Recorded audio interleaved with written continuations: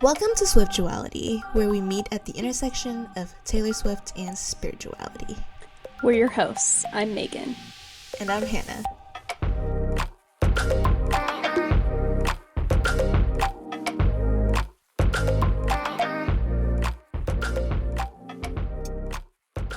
Welcome back to the second episode of this podcast. As promised, we're going to share our spiritual journeys. Yes, so as we're hanging out at this intersection of Taylor Swift's music and spirituality, we thought it might be helpful to share just a little bit about ourselves so you all have a little context of who we are, where we've been, and where we are now. And it feels a bit vulnerable to be doing this, but I do think that vulnerability is valuable, and I always find comfort in hearing about other people's journeys. So we're wanting to share ours in hopes that it'll do the same for you. Yes, I love the power of vulnerability, especially in this context of spiritual journeys, because I don't think it's really talked about that often. And also, I'm just a nosy person. And so whatever category you fit into, whether you like to hear about spiritual journeys or you're just nosy, you're welcome. We're glad you clicked on the episode. Heck yeah. That's a say. Do you want to go first? Sure, I can go first. All right. Okay.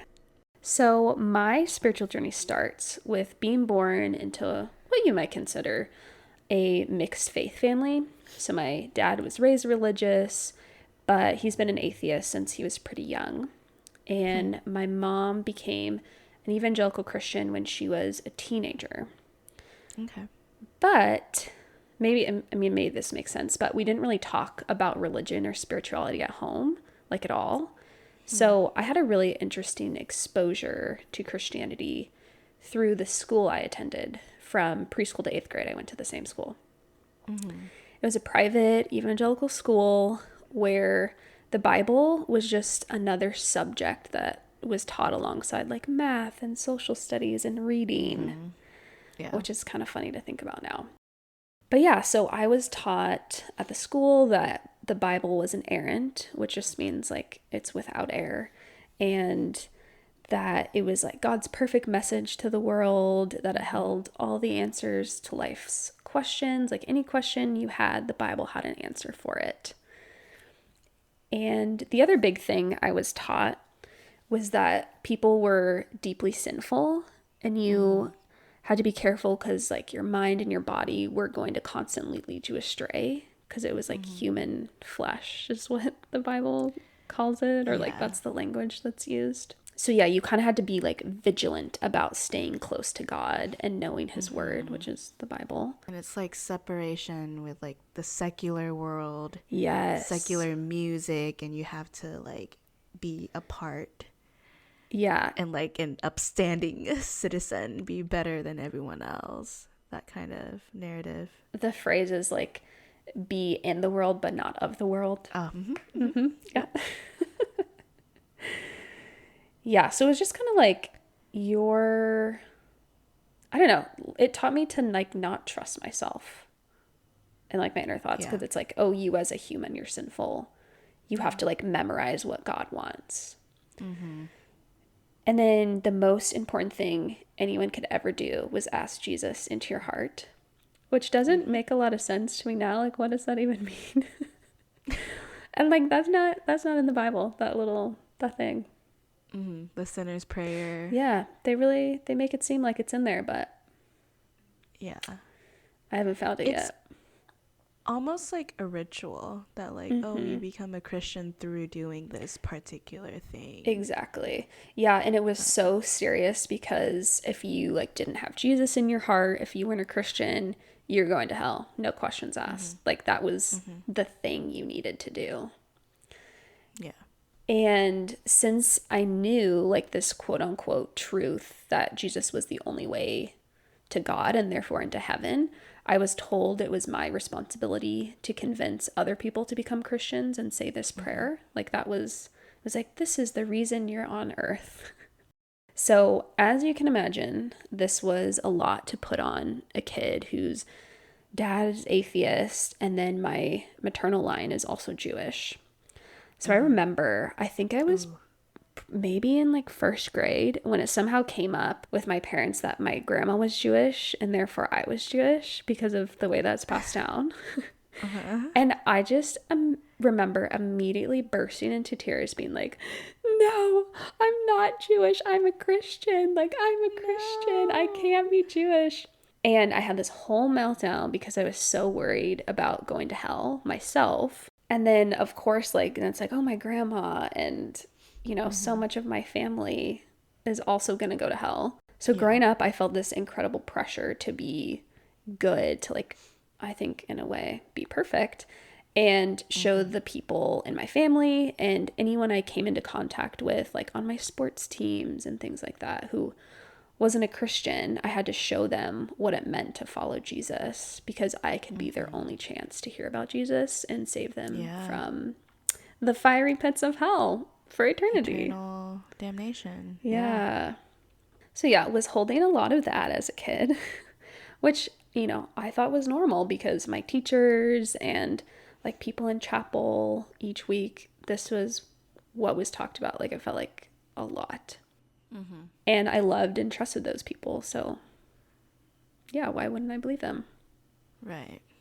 So fast forward to high school, I went to a public school, but decided to start going to the church and the youth group that my Christian school that I'd gone to was connected to. And at first it was definitely because I liked a boy. Fair. Yeah. Yeah, which I think is a pretty common occurrence in youth groups. But also all my friends went there. And so it quickly kind of became this place that I felt most loved and accepted for just being me. And it was extremely powerful to be in this environment where we all, you know, believed the same things and had the same desire to quote unquote spread the gospel, which just means trying to convert people to this particular brand of Christianity. But that community and that sense of belonging was like nothing I've experienced to this day, even truthfully. And I don't think I will again on that level, which is, there's some grief in that for sure. And I, kind of look back on that time and be like, wow, that was really special that I felt that way. I also got really into apologetics in high school. Oh my gosh, really? Which is basically, for those who don't know, like how to defend Christianity, like finding evidence and stuff. Was it like a class on it, or did you just like from people around just get interested? No, so even in high school, I can remember having a bunch of questions about the Bible and about Christianity. Like I really wanted to make sure that what I was believing was real, basically, or like that the Bible was what they were telling me it was. Because those were the answers that you're given. Right. Right. Yeah. I have this very vivid memory with the Bible where I was reading it during like some worship night that we were having, and I happened to flip through a part of the New Testament that endorses slavery, and I was like so upset by it because it clearly is like, slaves, stay with your masters, like, which, you know, people have used that to say slavery is okay throughout history. But I just had stumbled upon this, and I didn't know how to categorize it in my head at the time because I was taught like, you know, everything the Bible says is the truth. And then I was like, but I'm pretty sure that like slavery is bad. I know that's bad, you know? And I just felt like I needed to know more about the Bible because the people I would ask, they were like, oh, that's a really good question. Like, I don't really know the answer to that. So. Wait, people would say, I don't know the answer? Yeah. For you? They'd be like, there is an That's answer. good. But yeah, it was good. Yeah. I love that. Yeah. That's something that I didn't get growing up. It's just people like always coming up with answers, even when the answers doesn't make any sense. Right. And I think that's what bothered me the most. But yeah. Yeah. I mean, I was asking questions about the Bible related to theology too. Like I remember the Tower of Babel was something that really disturbed me, which still does, honestly.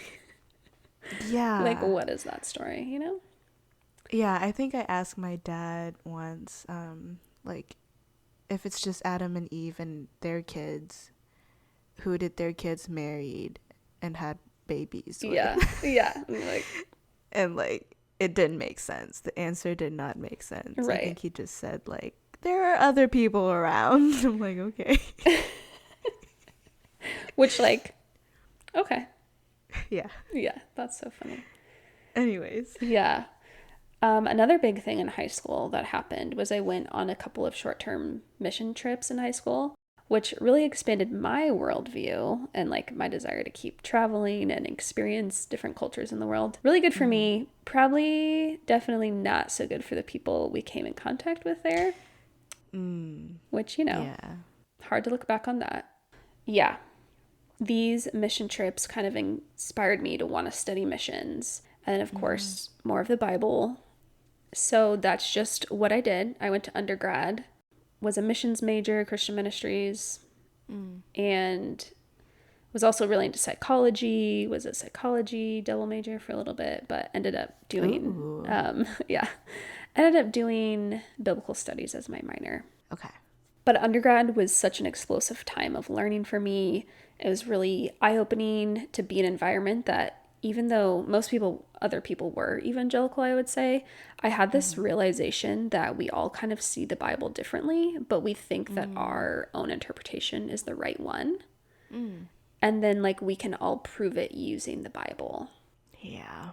So pretty quickly, my view of the Bible started to change. And at the same time, all of that was going on, I was also having a lot of spiritual, mystical experiences that I hadn't really experienced before in my life growing up. That just made me feel like very seen and very loved by God. And kind of around like the same time all of that was going on, someone that I loved very dearly from high school came out or was outed as gay. I'm not really sure. And was basically ostracized from his family and had a lot of things happen that just really shattered my heart as I kind of viewed it from the outside with not a lot of information. But I kind of remember spiraling after that and thinking that the only way I was going to be able to stay Christian now was if I became Quaker, which was the denomination of the school I was attending. And since freshman year, like, the more I learned about it, the more I was drawn to it because of certain ideals they have, like, about simplicity and peace. And they also focus on the ongoing revelation of God, which basically just means, like, oh, we can come sit together in silence and God is going to be among us, moving, and can inform, like, our life today. So it's not just we do what the Bible says because the Bible says it. It's like there's also this other way to get information and direction moving forward. I like that. Yeah. So there's different branches of it, and I could talk a lot more about it. But yeah, those things really attracted me to it, like, even as early as freshman year. So I finished undergrad, and that's kind of where I was, where it was like, okay, I'm still a Christian. I kind of think I'll always be a Christian just because that's what I grew up believing. But I didn't believe in hell anymore. And I still wanted to learn a lot about the Bible, but kind of those beliefs about, like, oh, the point of Christianity is to convert people. I was not buying that anymore. So being a missions major and being like a missionary was out. I loved getting that degree. I loved learning about different cultures and different religions. So I don't regret it, which is kind of funny. I really loved everything I learned. Yeah. But I was kind of more focused on, okay, what do we do with the Bible? And I loved the idea of teaching that to undergrads in the future because it was like, oh, I didn't know all of this growing up about the Bible. And I don't really think I felt necessarily betrayed by not knowing, kind of how the Bible was formed and the history behind it. But I was just kind of frustrated, like, it took me this long, right? Yeah, and like why don't the pastors at the church I went to, like, why don't they know it? Like, aren't they supposed to have degrees in this? Yep. you know? So at that point, it was like, oh, people just don't know. So that kind of inspired me to keep learning about the Bible. And then I was also starting to connect more with my Jewish heritage. And I think in a lot of ways, being Jewish helped me make sense of my connection to the Bible, because I was like, oh, this is beautiful that this tradition from my ancestors has been passed down through thousands of years and it's been preserved that long. So I just wanted to keep learning more about Judaism and pretty much all other religions for that matter. Yeah. So I took a few years off from undergrad and then moved to Nashville to start at Vanderbilt Divinity. Whoop, whoop. Going in, still wanted to be a professor of Hebrew Bible, which is Old Testament in some circles. I did not know that. Okay. Yeah. But pretty quickly, I realized the PhD life was not for me. I was also horrible at Hebrew, as you know. I thought you did pretty good. No, I did not. Okay. Yeah, I did not. So, yeah, going on to get a PhD was pretty much out the window before I even started my second year, I think. Gotcha. And thank God Vanderbilt has a good chaplaincy program, or like talks about that, because I didn't even know that was an option. Me neither. Like what chaplains do. Yeah. So thankfully I was like, wow, this is perfect for me. I can do this, because I literally don't know what else I would do with all these degrees in religion, Christianity. Yeah, that's where I'm at, 100%. Yeah. But I had kind of a similar experience being at Vanderbilt as I had in undergrad, where being around like an even more diverse spiritual backgrounds, or being around even more people with more diverse spiritual backgrounds and coming from different parts of the country too, I realized how theologically conservative the community that I grew up in was. Like, it didn't really occur to me that, like not everyone was traumatized by hell as a child. And like, I was like, oh, you don't have all these like religious traumas that you're dealing with? Weird. Yeah. Yeah, and just, I didn't really know much about mainline traditions. Like, me neither. Yeah, it was, I don't know why, but I just didn't really know that many people from mainline traditions. So those are just kind of like the older established traditions in the US, I'd say. Yes. And I think the term mainline came from, like, it is the churches that you see if you're on the train track. The mainline. Oh my gosh. Yeah. That's crazy. Yeah, so like Methodists, Lutherans, Presbyterians, yeah, those kind of denominations. But as all this was going on, I loved our Hebrew Bible and New Testament classes, and a big focus for us in those, and I think at Vanderbilt just in general, was learning about the text and how the Bible has been misunderstood and caused harm to a lot of people throughout the centuries. Yeah. And it was kind of like, okay, how do we do this better? How do we use this book for good instead of harm? But then I came to the point where I was like, you can just make the Bible say whatever you want it to say. Like, good or bad, you can find an example in the Bible to support you. Right. And so that just kind of, I don't know. This feels defeating. Yeah. I was like, well, then what's kind of the point of like using the Bible at all, I guess. Which a lot of people I know and love do amazing things with the Bible. And I'm so glad that they do that, because that's needed. But I think it was just kind of like, I don't really think this, I don't think this is for me anymore. Like, I also think I just like learned enough about it. Like, I got to the point where it's like, okay, I don't really like have this itch anymore. But I remember this one day having the realization in class, and I turned to one of my best friends, Michael, and I was like, Michael, what if I just really like history and like ancient Near Eastern history? Like, what if that's the reason I like studying the Bible so much? And he just looks at me and he's like, yeah, that seems like that might be going on for you. That's so great. Yeah, which was like kind of terrifying, because I was like, I've invested a lot in this. Yep. Yeah. Could have been a history major. Yeah, but no, like, I think this was good. This was my path. So that was a really big realization for me. And then as our second year started, I realized that I like wasn't a Christian anymore. Like, I was I don't know. It was really scary because I didn't think I'd ever really come to that point.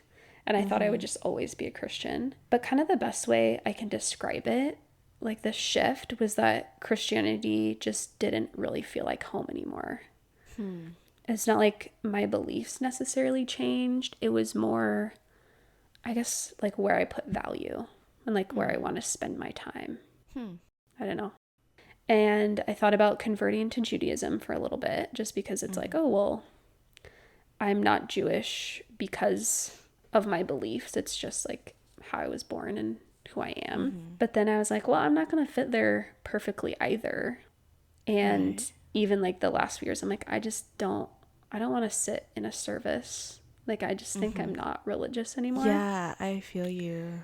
Yeah, like didn't want to be put into a box again. Can't go to churches anymore. And like sometimes just with like the best intentions, I go and I'm like, I'm not gonna judge anything. I'm just gonna sit there and be so respectful. And I just can't. It's like, Yeah. you know, like, and it's maybe sometimes they didn't even say anything wrong, but it's just like I would have taught this differently. I would have bring this point up, and just the things that I'm concerned about. Yeah, I don't know. So I couldn't go to services anymore because I just couldn't have a good attitude about it, you know? And it's like, I feel like I'm putting myself on timeout. I'm just like, if you can't go and have fun and have good attitude, you're not gonna go. Yeah. Yeah, and there's a part like when you study something so closely, sometimes you just know too much. Yes. You know? You just know too Yeah. much to totally Yeah. buy into things. Or you're like, oh, you left out this like really important point. Or, yeah. Yeah. Like my brain just races. It doesn't shut up. Yeah. Yeah. I feel that. So kind of now, this is what I love about spiritual journeys. And I want to say this. I don't think, like, I think even now when I say where I'm at now, it's going to change in the future. Yes. And I think that's such a beautiful thing. And I think a lot of people, you know, might throw around the term deconstruction to describe my story and kind of my exit from Christianity. But I don't really like that term. Like, people make it seem bad. I think it's good. It's very loaded. Yeah. Yeah. I think it's good. And like, I love the possibility of change and growing in the future. And I feel, yeah, like my ideas of God, who God is, I'm not really picky about using the term God. I just know kind of like that there's something out there that seems to help me and seems to love me. Yeah. Like whether that's like spirit, universe, I don't know. I'm not super picky about nailing terms down like that. But I definitely do still identify as a spiritual person. And sometimes I'll say like, oh, like I'm Jewish and Quaker. And I was saying that for a while. And now I'm just like, I think I'm just good saying spiritual, but not religious. Yeah. That feels good right now in this moment. Yeah.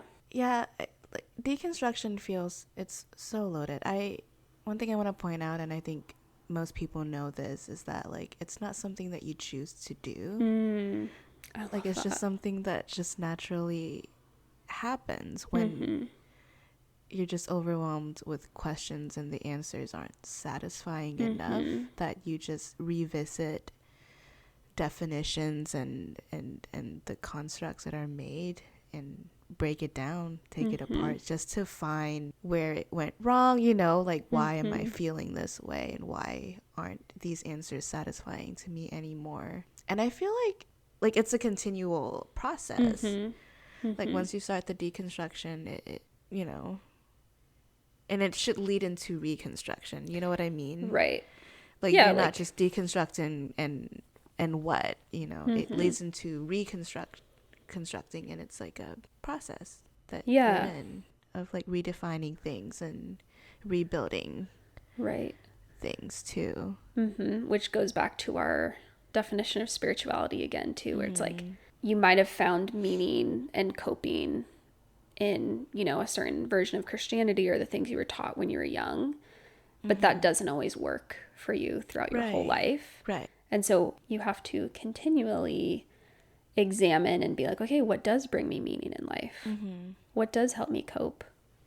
Right. Yeah. So it's like, it's not destructive in it is destructive in nature, I guess, but it's for the purpose of creating something better and new. Like, you're deconstructing for the purpose of reconstruction, you know, and to make it better. I don't know.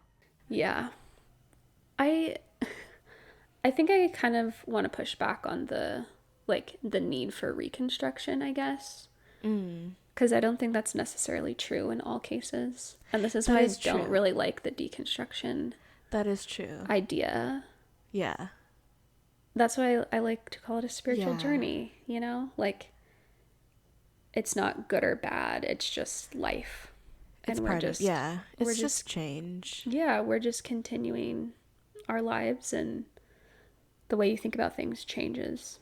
I don't know. I think that's really beautiful. Right. Yeah. And it's okay. Yeah, and I look back and I've like been so irreversibly shaped by Christianity. When I look at my drive for justice, it's like because of the things that I was taught when I was young. Right. Because of what the Bible teaches.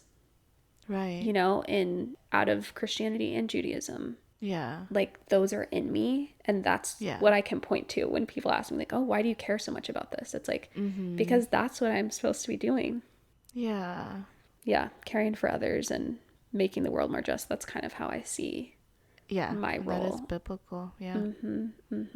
Yeah, so that's always going to be a part of me, and I'm thankful for that. Yeah. But, yeah, it just doesn't feel like home anymore. Yeah. And, yeah, so that's a good chunk of my spiritual journey. And when I look back now, it's sometimes I'm a little embarrassed for like where I've been and when I was young, what I believed. But overall, I look back with pride on like how far I've come. Yeah. For being honest with myself and authentically me. And like growing is never easy. Like, it's usually pretty painful. It takes bravery to step outside the bounds of like everything that's brought you security in the past. Yeah. But yeah. I want to ask, so you say that Christianity doesn't feel like home anymore. What does home feel like to you? Ooh. Okay. Well, this actually leads up perfect into what I'm going to share next. Amazing. Because there is actually a Taylor Swift song that really reminds me of my spiritual journey and this kind of like, longing for home and like kind of my breakaway from the church. And that song is My Tears Ricochet. Okay. Which, wait for it. All right. So yeah, I think pretty widely this song is believed to be about Taylor's exit from her first record label and the pain she felt and the betrayal she felt over how the selling of her masters kind of all went down.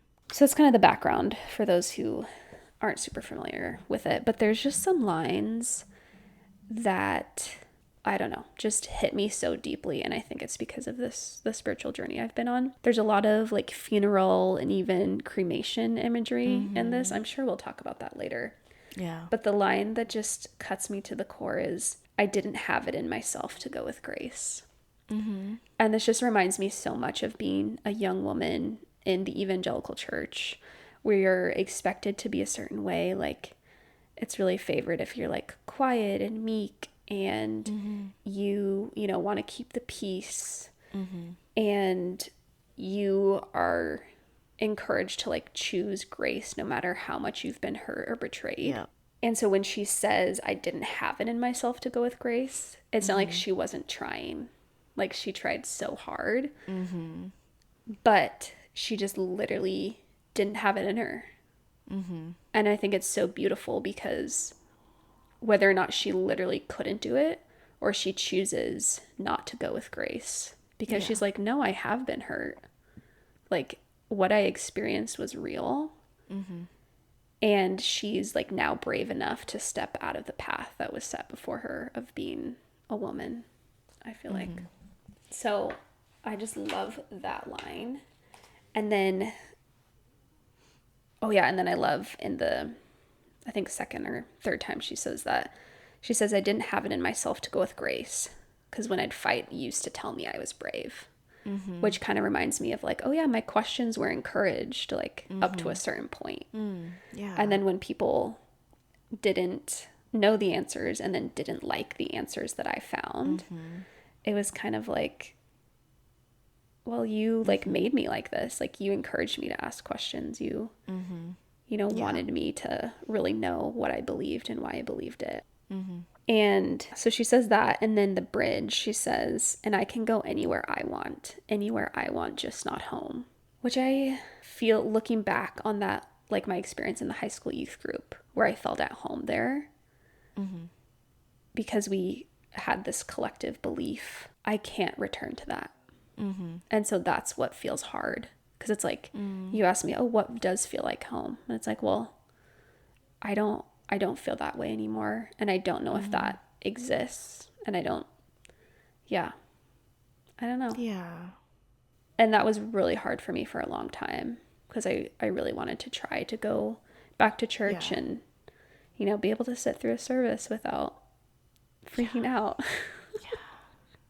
It feels so good to belong and to like agree Mm-hmm. with people who agree with the same things as you do. And yeah, the loss of that is devastating. It is. And then, yeah, some other lines that I really like. And you can aim for my heart, go for blood, but you would still miss me in your bones. And I still talk to you when I'm screaming at the sky. Yeah. It's kind of like, I still think about it a lot. Mm-hmm. And I just love the screaming at the sky. It's like, is this God? Is this not God? Like, what is she talking about? And then the next time she talks, or she says, I didn't have it in myself to go with grace, and so the battleships will sink beneath the waves. You had to kill me, but it killed you just the same. It's kind of like when you're not willing to adapt, when you're not willing to look at the truth of like what the Bible actually is and not what you want it to be. Mm-hmm. Not only like did you lose me, but you also lost yourself. You know, like you had to sacrifice something as well. And I think we see that in the dwindling church population, you know? Is this like a who's you and who's me in this context when you're talking about? I think like you had to kill me is like me personally. Mm-hmm. Like I couldn't belong anymore. Mm. I think a lot of this I relate to like being a woman in the church. Mm-hmm. Yeah. Because in the denomination I grew up in, like women weren't, their leadership had a cap. Like you couldn't be called a pastor. You couldn't like, which someone who was interested in ministry from a young age. Yeah. That was really hard. Yeah. Yeah. So I think that it's like, oh, you lost when it talks about, but it killed you just the same. It's like you lost me and my skills and my desires. Mm-hmm. Yeah. Yeah, like you're an asset. Right. Like you're a potential that could have been nurtured and, you know, been a huge asset to that place, but you killed it. Right. Yeah. Right. So yeah, that's what I think about when I hear my tears ricochet inevitably. Even though I'm like, I feel over, like I don't want to go back to church. Like there's no part of me that's like, oh, I wish I could still be in that. It's like, no, I don't want but to. just like for that little girl, you know, that wanted it so bad. Yeah. For sure. Yeah. I think of, and I still talk to you when I'm screaming at the sky, because I remember looking back and just like, screaming at God, like, why do you give me all this love and passion for you and made me a woman if you're not gonna allow, you know? But yeah, I think about that a lot. Yeah. And I just love the image too of like who you thought God was when you were a kid. Right. And then having to like grieve certain aspects of that as well. Yep. Yeah. And I just love screaming at the sky. Yeah. Yeah. I'm like, what is going on? I don't know. And it feels nice to be okay with not knowing. Yeah. So that's my story. But I want to hear your story now too, Hannah. Yeah, I mean, what you brought up, like, I can resonate with so much of it. And, like, I mean, being a woman in the church is not easy. Which is, I think it's silly that you teach everyone, like, all the kids to love the Lord. And then when they actually do and they want to be involved and do more, only the boys can do more, you know? Like, I think that's just devastating. But yeah, I think what I grasp is, like, your ancestors' spiritual journey is also important for you, and I think for everyone. But I think what I picked up as I look back at my story is I think that my spiritual journey is a continuation of my parents and my grandparents, you know. And so I love that. I think I'll start from, like, telling a little bit of their story. So I'm a third generation evangelical Christian, although I don't associate myself with the evangelical church anymore. The first generation is my grandparents. So my grandfather on my dad's side, he's a farmer, so he grew up just spending a lot of time in nature and observing the cycle of nature and life and how things come together. So, like, you know, he wakes up at the crack of dawn watching the sunrise, going and tending the rice fields and seeing the creature and, like, how much the crops rely on water and, like, this ecosystem and how things just work together so perfectly. Very connected. Yeah, like the universe and how the sun and the stars and the moon phases work and how water rises and, like, all of these things that coincides, that is so beautiful and so purposeful. And so in his mind, he is always curious. Like, he just never thought that all of this happened on accident. And he's a very philosophical guy. He, like, asks a lot of really good, funny questions.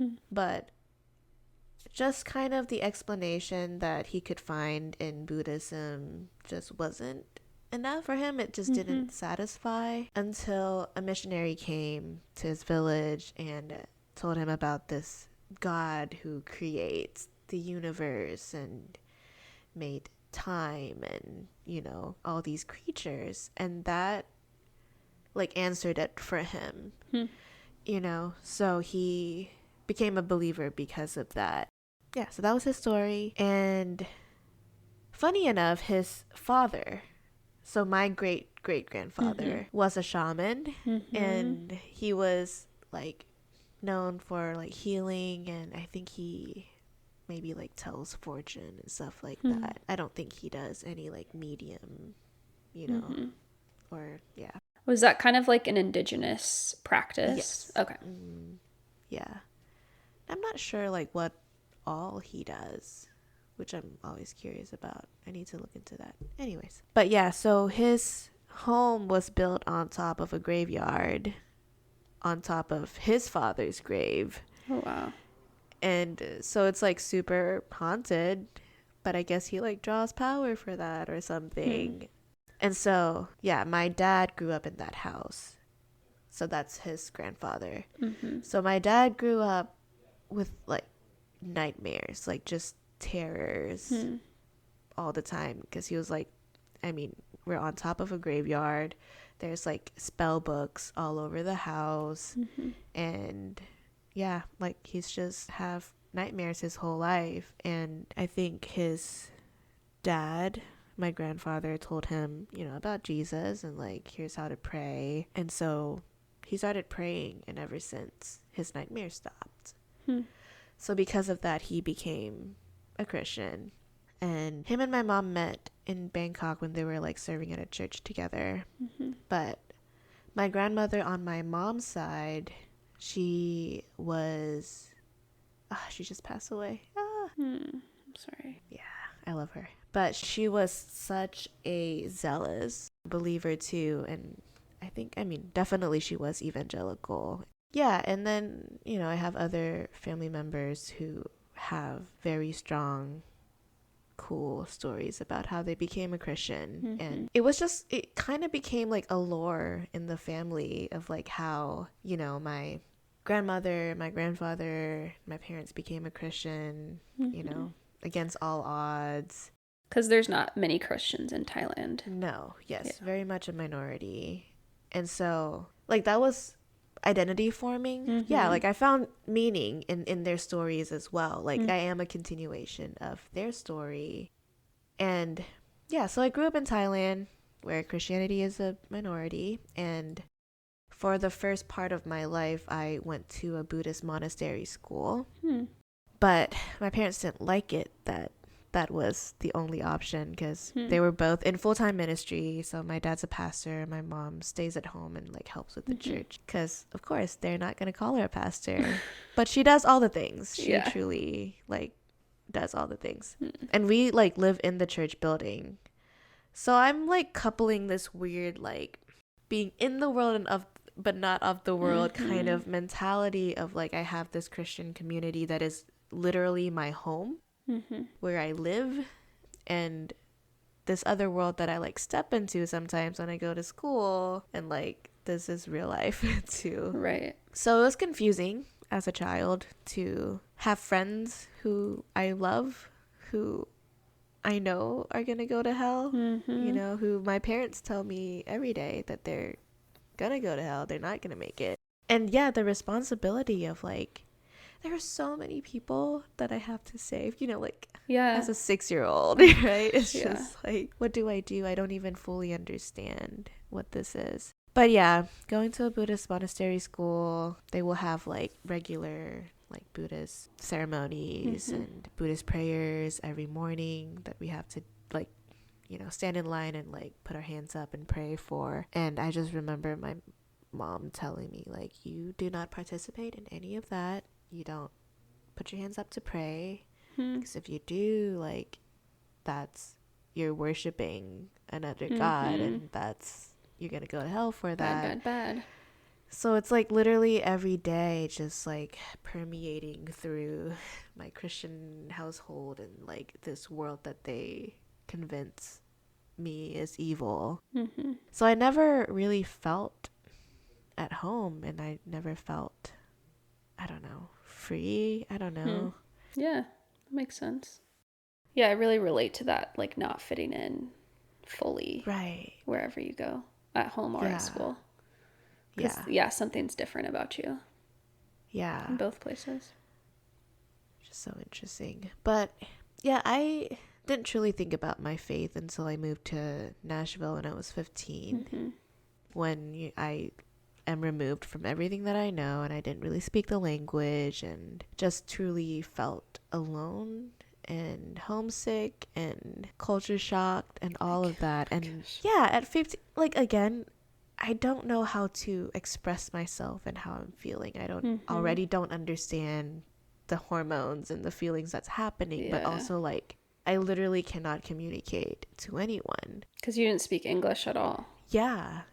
I mean, like, I spoke very basic English, but like I can't argue with anyone, you know, or like explain what I'm feeling. So that's when I start just praying all the time to Jesus. Like and I say Jesus because I think if I use God, and it's complicated.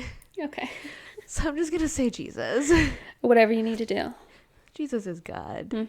Yeah. So I'm just constantly praying because I feel like I need to process. Like, it just became my coping mechanism, where I'm just constantly like processing with someone in my own language in my head that like, oh my gosh, this is what is going on. I don't know how to handle this. What do I do? And so that's the first time that I really cared about my faith, like, or, you know, like put effort into like praying on my own, because otherwise, you know, it's like my mom telling me, okay, let's pray, like someone's leading me to participate. Well, it also sounds like you really needed it, like it was really helping you get through the really difficult thing you were doing. Yeah. And it's interesting how, like, I'm surprised that I wasn't really anxious or depressed in high school, and I'm sure it is because I was in survival mode and there's not really like room to be anxious or depressed, or like or think about processing that. But truly, like, I think I got a lot of a sense of peace and relief from just praying. And that's the first time, like, I just felt comforted and felt love because of that, because I was able to feel such peace and relief.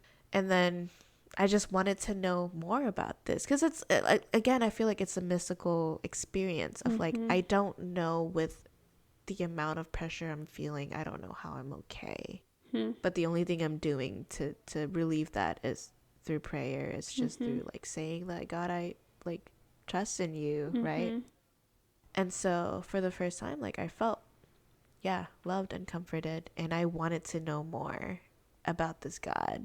Like, I wanted to be able to explain what I'm feeling and share it with others, because it's good, like, it's helping me. And so I decided I want to go to a Christian school and learn more. So I applied, got into a private Christian university here in Nashville. There's a few of them. But yeah, that's where I really fell in love with biblical studies. Honestly, I didn't know what I was getting into when I declared a religion major. Like, at that point, I've only been in the US for 3 years, and my English is still not super great. And I literally, my senior year, I had just failed a research paper because I don't know how to write a paper. The next year I declared religion major. Didn't realize that religion major is just reading and writing. And I've never cried so much, but found so much joy. But yeah, like, I was just always nose deep into commentaries and word studies and learning more. And for the first time, it felt like I have the resource to find out the answers for the questions that I've always had about the Bible. And so, like, I was just deep into it, and like, I loved it. Like, I've never been so passionate, and I never felt so rewarded from doing anything. Yeah, I think I just like found so much joy and purpose in all the nuances that I found from like researching and doing biblical studies. And I was doing so good in my classes, and I felt like my family would be proud of how good I'm doing. Like, I am thriving, like the God-fearing girl that I've become, like, I just feel like I'm doing everything right.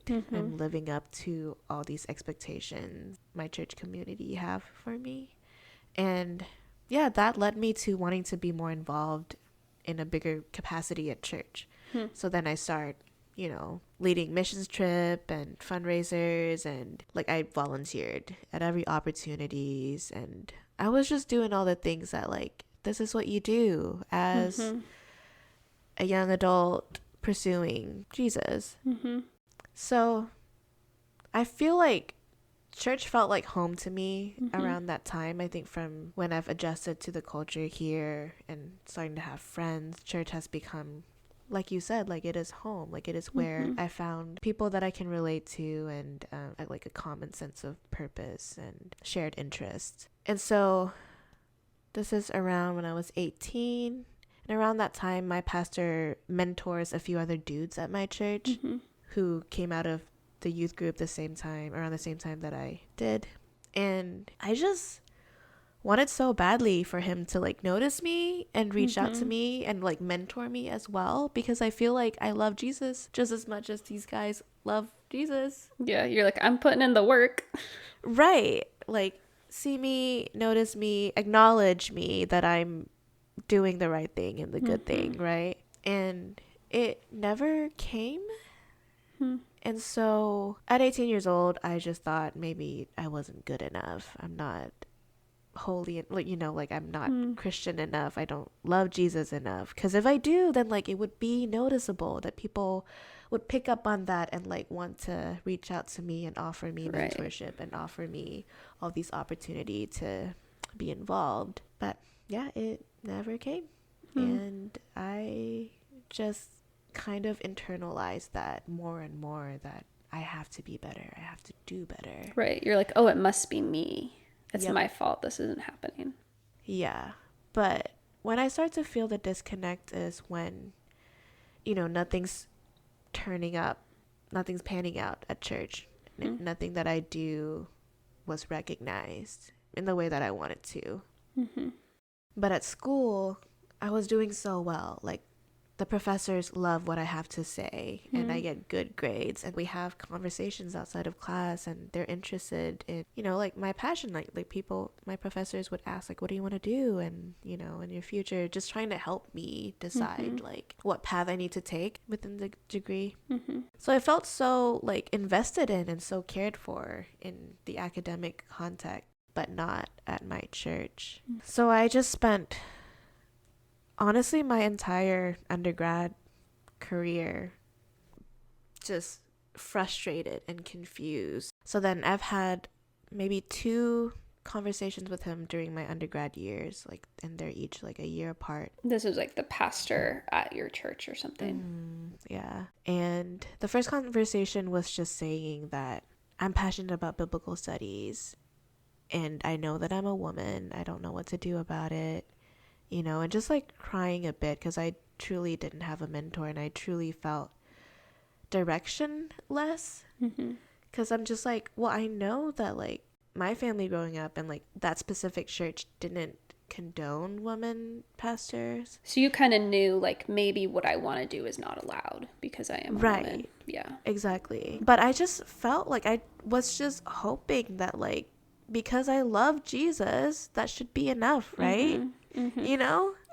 And so, yeah, 18, little me. And I was just like, okay, like, help me. What do I do to this pastor? And I don't even remember what the conversation was, but he never promised to mentor me. He just kind of like, have you checked out the women's life group? And so I tried going, but like, it is like moms and grandmas, which is, that's great for them. But like, I don't need life lessons. I need someone to, like, train me to be a leader in some capacity, right? Because that's what I'm studying. Because you, at this point, you still, like, wanted to work within the church. Like, you saw yourself being a pastor. Yeah. And I think what I'll say is that, like, my parents are in full-time ministry, and the host family I was with were also in full-time ministry. So, like, I think my whole life I've just been around people in full-time ministry that, like, I thought that, the correct trajectory for someone who loves Jesus that much is to give all of their time and resources into full-time ministry. And I was ready to do that.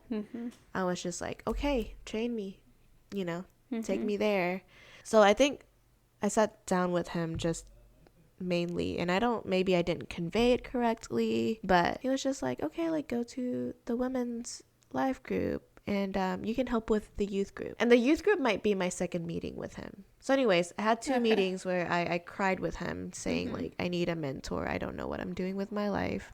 Please tell me, please show me, right? And he never really guided me or, like, was there for me in the way that I needed, or in the way that he would have for other dudes in the church. That you saw him doing for men. Yeah. Oof. So second meeting, I think he was like, okay, you can help with the youth group. And what that youth group looked like, there were maybe 8 youth kids, and sometimes less, right? And literally like 7 youth leaders, because he's just been putting anyone who wants to be involved in a bigger capacity in the youth group, like anyone who wants to teach or do anything like that. So then it was just like, well, this is a waste of my time. Like, I don't have the time and resource to do this every week and not get to do anything. It, like, literally became a Bible study for the mentors. Weird. And not for the youth, because there's not enough of them. So then I just decide, like, I don't need to be here. Like, I'm not needed here. So I'm gonna not do that anymore. And then another thing that I asked was, he does Bible study with the dudes every Saturday morning. So I was like, well, I need a mentor. Can I join that? Because it seemed like that seems like something that I want.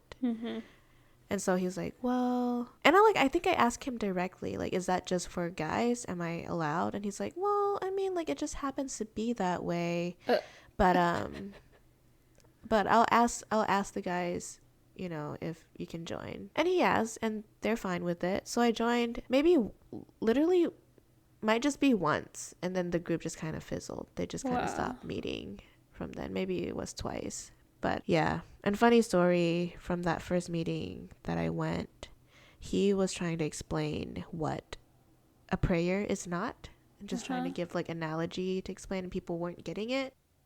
So I was like, okay, is it like this?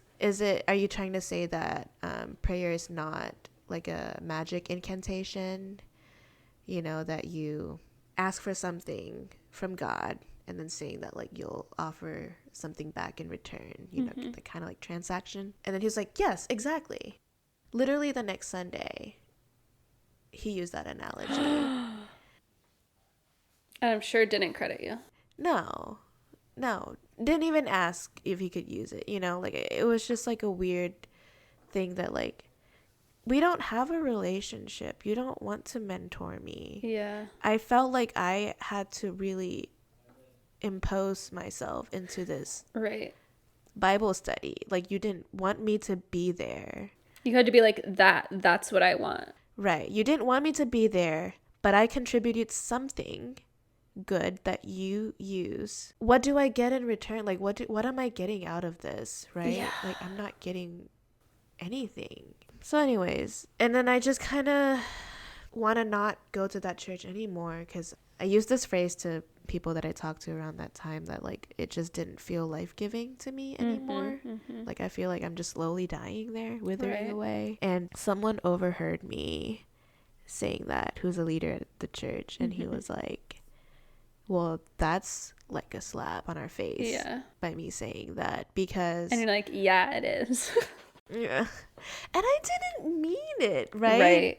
At you were just point, being honest. Like, yeah, I'm just like, I'm not being cared for. No one's pouring into me. I'm being actively harmed in this environment. Right. Yeah. And like at 18, I didn't think so. At 18, I still felt like it was my fault, you know, that I'm dying. Yeah. But yeah, and then I wanted to leave, and then I heard someone said that. And literally the church like gives me scholarship to go to school, and I think that is part of the reason why he said that. It's just like, well, how are you gonna say that when we're like paying for like literally $500, but whatever. Yeah. Anyways, so I felt like I owed the church something, because I do love that church, right? Like, it is where I found meaning and community, and my friends are there, and like these people host me, like they roof me, they fed me, they helped me go to college, they've done so much for me. And yeah, also like your only connection like in the States, you know, like this is your family. Yes, here. that is security.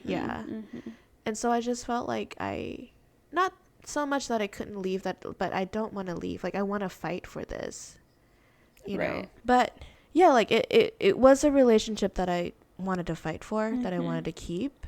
So it's just trying so hard to like, I don't know, to keep it, to like make it work. Yeah, and to be good enough for it too. Like, if you think about it as a romantic relationship, it's just like, I want to be with this person and I'm doing everything I could to be with them, but I'm just being neglected. Right. And it's painful. And to think that it's my fault through all of it too was just sad. And so I got into Vandy because I was still trying so hard to be good enough. So I'm just like, maybe I get a master's. Maybe I'll be qualified then, right? And it was funny. I remember posting on Facebook saying like, oh, I've been accepted to Vanderbilt Divinity School. Because, like, at that point, like, a lot of people are just posting, like, where they're going next, right? And then I'm just seeing, like, they're so supported, and, you know, people are congratulating them. So I posted that. And then, like, no one congratulated me. What? And, yeah, it was so weird. And I didn't know. But a lot of people, so people at my church, they're pretty conservative. So, and I didn't know this about Vanderbilt. But they're just like, Vanderbilt's so liberal, like they're gonna, you know, like screw you up. How did you get the idea to go to Vanderbilt? One of my professor was just like, you should go. Like, I love that man. Aww. But he was like, I will write you a recommendation. You really should. He was just kind of like making me do it. Wow. I'm like, okay, Aww, I did it. That's and amazing. Yeah. And he like got some insight that there's like scholarship money. And I think they like emailed him that they're needing international student or something. So he knows that there's money waiting just for someone to apply. So I remember like finding out that people thought that about Vanderbilt and being a little surprised, but I'm just like, okay, that's fine. I'm still gonna go because it's practically free. Yeah. And I was excited at first, but then people starting to like have this sense of like, I don't know, like, should you go? But no one like directly talks to me though. Yeah. So before I decided to go, I sat down with the pastor and I was just like, I'm hearing sketchy things about Vanderbilt. Do you think I should go? Just directly asking him. And he was just like, I mean, there's good and there's bad, there's pros and there's cons, but like at the end of the day, you do whatever you want to do, right? But I cared so much about this decision, and I want to be involved at this church. So like, is this gonna make me an asset to this church, right? Or if it's not, tell me, right? Are you also scared of Vanderbilt? If you are, I won't go. I'll take your wisdom for it, right? And he's just like, whatever feels right. And that's what felt right. Like, I just felt strongly that I needed to go. And I did, and it was great. And I honestly didn't feel like a lot's changed. Like, I feel like my undergrad really prepared me. And I've already been asking a lot of questions, you know. Like, I just felt like, if anything, like, I just was able to answer those questions that I've had, just like continuing my education. But yeah, you know, like I'm halfway through grad school and I couldn't find a place to plug in at my church in a meaningful way. So I sat down with that pastor and I thought, this is going to be it. Because I can't be here anymore if this is going nowhere. So I sat down with my partner, Aaron. Okay, another thing that I didn't mention. The pastor have this rule that he doesn't meet with women one-on-one. The Billy Graham rule. Yes, yeah. So during undergrad, the 2 times that I met with him, like the first time I asked to meet with him, he was like, well, I don't meet with women one-on-one, so I don't know if we can meet. And I'm just like, I felt like a disease. Like I felt dirty. Like I felt like I was going to infect him or something, you know? Like, well, also it's just gross. Like, are you sexualizing me when I'm like trying to have a conversation with you? And that's where the rule is from, right? Like it's to protect that temptation or whatever. And so like I just felt so, I mean, rejected, and also like felt like dirt because of that. But then he was, you know, he cared enough and he found a way. He was like, okay, like as long as someone's in the building, we can meet. So that's that. Anyways, so this is like 3 years later and having this meeting. And I mean, number one, the day of, he like messaged me maybe like an hour before the meeting and was like, okay, like something came up, or like I double booked myself. Do you think 30 minutes is okay for our meeting? I have to go somewhere. And I'm like, I mean, it's enough for me to say what I need to say. Oh gosh. But cool. But like, I just don't feel prioritized or like clearly respected. Yeah. And I had my partner with me in that meeting just to like make sure that like I'm not crazy. Because I felt gaslit. Yeah, I was gonna say. The whole time. So he was there. And then I said what I said. I said I felt neglected. I felt like I've reached out and you just haven't been a mentor that I needed you to be. And like it was so painful. Like I was sobbing and like uncontrollably. Like it was hard to get words out. But I felt like I got out what I needed to. But at the end of it, he was just kind of like, he apologized, but he didn't apologize for what he did. It's almost like he didn't even understand why it hurt me so much. So crazy. It was just like, I'm sorry that you're hurting. Yeah. Kind of. Ugh. And it was like in a rush too. But like at the end of it, I'm just like, okay, let me ask you, do you believe that women can preach? And he just like looked me in the eye and said, no, period. Like that was it. And there wasn't like, no, because this is what I believe, like pull out a Bible verse, talk to me about it, right? It was just no, and like we're not continuing that conversation. And you know, we ended that meeting in a rush because he had to go somewhere, and he's just kind of like, we'll talk about it, right? So I'm like, okay, balls in your court if you want to. But within that meeting, he was like, okay, we need a youth leader, so why don't you try helping with youth again? Yeah. And I did. Yeah, so I actually the next Wednesday I showed up at church to help with youth and to talk about it, and he saw me, and my partner was with me too for that. And he saw me, he sat down, he was like, so good to see you, after that awkward meeting that we had. Yeah. What? I know. I looked at my partner and I was like, well, did you just hear that? Like, am I? Yeah. So like, I'm so glad that he was there, because he was able to like affirm to me that like that was messed up, crazy.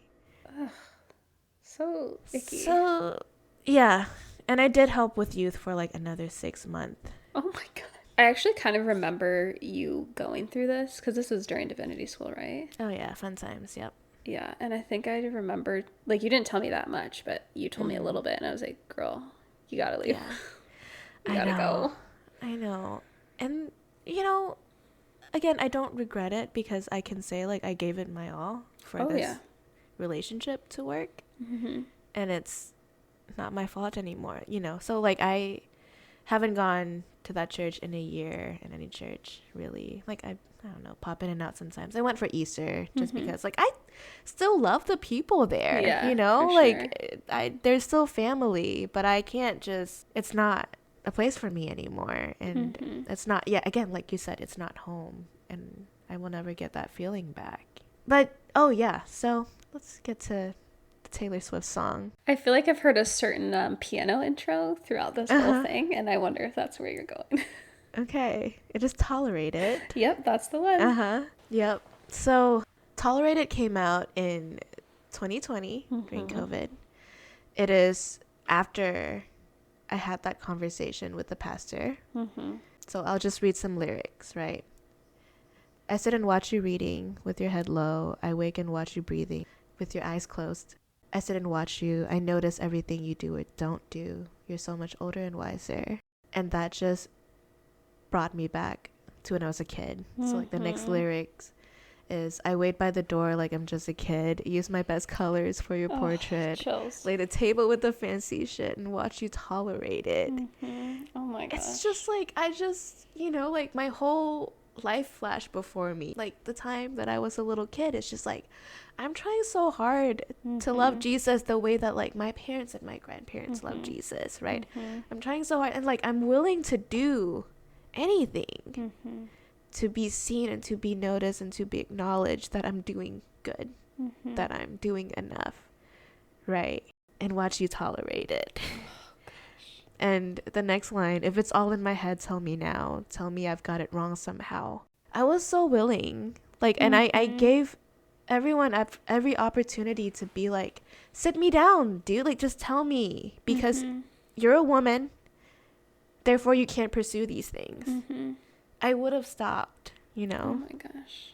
At that age, I would have been like, you're right, I can't, and I'll do it.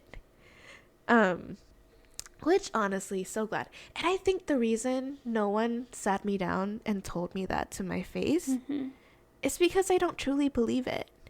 You know what I mean? Or they saw that you were actually really good at it, and they're like, I can't argue against that you have these giftings, you know? Right. So, because, I mean, like, if you're convicted or passionate enough that you're seeing that someone's doing something wrong, like, as a parent or as an adult who cares, you would have, like, told the child that, like, that's not right. Don't do it. And I think I was waiting for someone to tell me that. And it didn't. So, like, yeah. And I'm not convinced that I was wrong in that, you know? No. Yeah. And they weren't either. And I think that's evident enough. But yeah. And then the next line, I know my love should be celebrated, but you tolerate it. It's just like, yes. Like, I love this church so much. I love Jesus so much. But, like, why am I neglected? There's no reason for it. I'm doing everything perfectly. I'm like doing everything I'm expected to do. I did my part, and why am I not credited for doing my part at all? So yeah, I greet you with a battle hero's welcome. I take your indiscretions all in good fun. I sit and listen. I polish plates until it gleams and glisten. You're so much older and wiser. You know, it's just like, yeah, all of your indiscretions. Yeah. Oh my God. That I knew were indiscretions. And I still take it because you're older and you're wiser, and I'll trust you. And then the line, I made you my temple, my mirror, my sky, and now I'm begging for footnotes in the story of your life. Drawing hearts in the byline, always taking up too much space and time. You assume I'm fine, but what would you do if I break free and leave us in ruin? Took this dagger in me and remove it. Gain the weight of you and lose it. Believe me, I can do it. If it's all in my head, tell me now. Tell me I've got it wrong somehow. I know my love should be celebrated, but you tolerate it. So just continual full body chills. Yeah. But like, to listen to that at 23, I think I just mourn, you know, for baby me, for spending so much time just like breaking and bending myself to fit other people's expectations, and like, you thought it was your fault. Yeah. Yeah. And I think it was about that time, it was that year that I decided to leave, that I was like, actually, this is not me at all. So yeah, it came at a very good time. Yeah. So that's my story. Yeah. I'm sorry you had to go through all of that for so long. Yeah. Be treated like that. It's messed up. Yeah. But yeah, I think, again, you know, like you said that you didn't regret going through all of it, and I don't either, you know? And I know I could have left sooner when I first wanted to, but I think, like, I'm proud that I, like, fought tooth and nail for it. Because, like, I didn't give up on it, you know what I mean? And it's, like, truly, now it's not my fault that I left. You know, but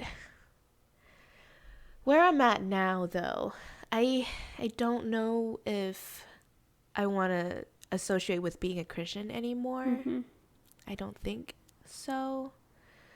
But I think I still believe in God, because in some ways I think a lot of my prayers throughout my life and every decisions that I take is that, like, God, open the doors that you want me to go through and close the ones that you don't want me to. And, like, that led me to my undergrad, and with the professors who are so supportive of me, and that led me to Vanderbilt, who really, like, solidify that, you know, I should be here. I actually applied to another, like, more conservative, Asbury. Oh, yeah. Yeah, so it's a more conservative seminary. And I literally, like, prayed so hard because I was so afraid that if I do decide to go to Vanderbilt, I will not have any future in the church.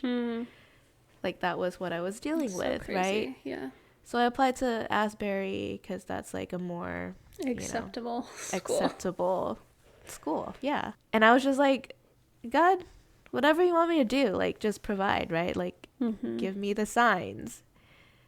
Asbury didn't even send me, like, a denial letter. Like, I just got 0 response. That's crazy. Like, typically you apply and they're just like, hi, whatever, right? And then they're just like, okay, sorry, we can't accept you. That's crazy. I got nothing. And then, like, the door to Vanderbilt was wide open. Yeah. And so, and I'll say this too, like, I also believe in the supernatural. Like, I believe in the ghosts and, like, the powers. Someone might have been messing with the interwebs, making sure that application didn't get in. Yeah.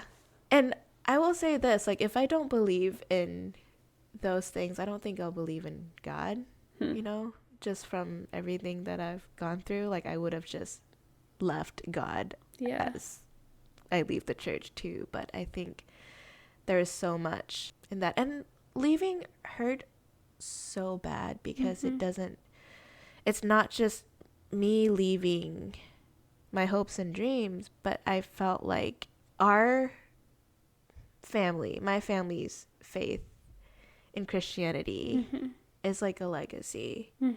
Actually, my grandmother, who became a Christian too, she was offered a scholarship to go to seminary when she was younger, but she'd already had maybe, I think she had my mom already and maybe one other kid. So she had to deny because she has to, take care of the kids. But she told us this all the time, that she prayed to the Lord that, apologized that she can't, go to seminary and serve, but she kind of dedicate her kids, like, my children will, like, I'll make sure my children will. And like 5 out of 6 of her children are in like full-time ministry. Wow. Which is super cool. And so, like I said, like when I say that I feel like I am a, continual of that story, leaving the church also hurt because I feel like I'm like leaving that, Yeah, so like I felt like not betrayal, but like it just like I'm feeling I'm leaving their legacy, which is sad, but also freeing. Yeah. And now I think I look at it as our legacy is not just Christianity though, like my great grandfather who's a shaman, and even like the way Christianity is practiced in Thailand, like it is syncretized, like we still believe in like those superstitious that we do, and like there's still a hint of animism in how we practice Christianity. And I think I'm just reshaping, like I still think that I'm continuing it, but in a hopefully way that is healthier than what I've been through. I don't know. Yeah. And also, like, you did go to seminary, like you went to divinity school, you fulfilled her dream. For sure. Yeah.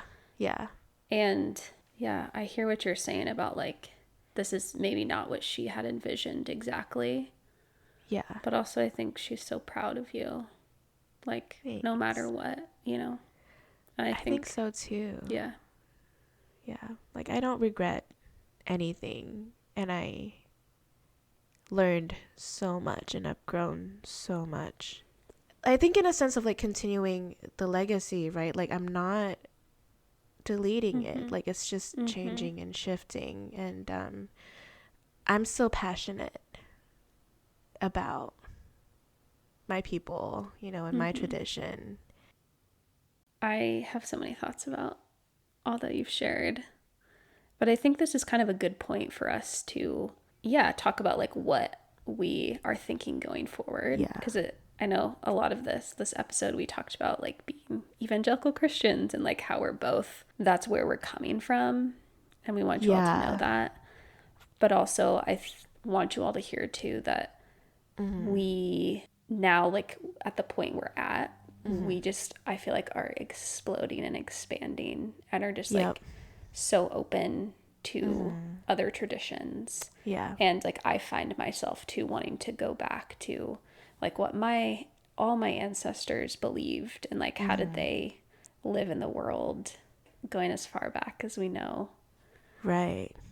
Yeah, I am open. I'm at the point where like I feel like I've healed enough from the trauma, and now okay, like let's think about what my faith looks like now. Yeah. Like let's take what we've learned and let's pick it up and keep going. Yeah. And seeing like where it will take us, and that's so exciting. It is so exciting. So anyway, maybe that's just how we'll wrap up and say to be continued. And also we want to make sure everyone feels welcome here. And whether you're religious or not, we hope that you get something out of this. And if you have stories that you want to share, like we'd love to hear it. We love stories. We want to hear your stories. Like we said, we're nosy. Yeah. Especially if you came from another religious tradition, spiritual tradition. Yeah. We'd love to hear about it, and how you see the intersection of Taylor Swift and spirituality. Okay, well, thanks again for being here. We're excited for the coming episodes. We've got some good ones, so make sure you stay tuned. please subscribe, follow the podcast wherever you get your podcasts. And then also, if you want more updates, follow us on TikTok and Instagram. Thanks, everyone. It's a wrap. Bye. Bye.